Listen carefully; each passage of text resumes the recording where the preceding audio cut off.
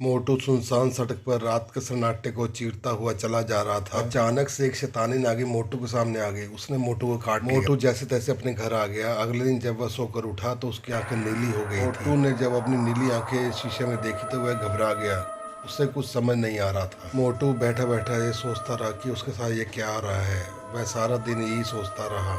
ये अचानक ही रात को उसका रूप बदलने लगा। मोटू सुनसान सड़क पर घूमता रहा। अगले दिन सुबह हुई तो वह उसने अपने को नदी में पाया। मोटू जल्दी जल्दी अपने घर आ गया।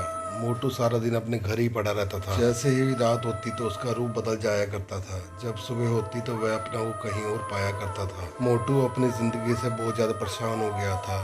एक दिन वह एक पेड़ के नीचे बैठा हुआ सोच रहा था। वहीं से एक साधु गुजर रहे थे। साधु ने मोटू से कुछ खाने को मांगा, लेकिन मोटू ने कोई जवाब नहीं दिया।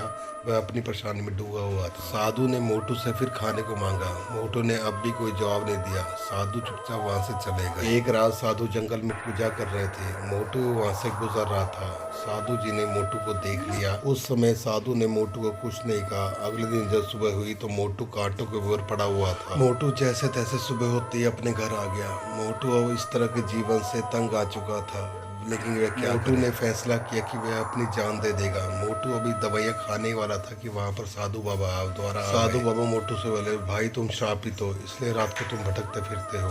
मोटू साधु की बात बड़े ध्यान से सुन रहा था। मैं तुम्हारे लिए जादुई पानी लेके आया हूँ, इसको पी लो, सब ठीक हो जाएगा। मोटू ने वहाँ पड़ा हुआ जादुई पानी पी लिया, लेकिन मोटू को अपने में भरोसा नहीं था कि ठीक हो जाएगा। लेकिन जब रात हुई तो मोटू का रूप नहीं बदला। वह बहुत खुश हो गया कि मैं ठीक हो गया हूँ।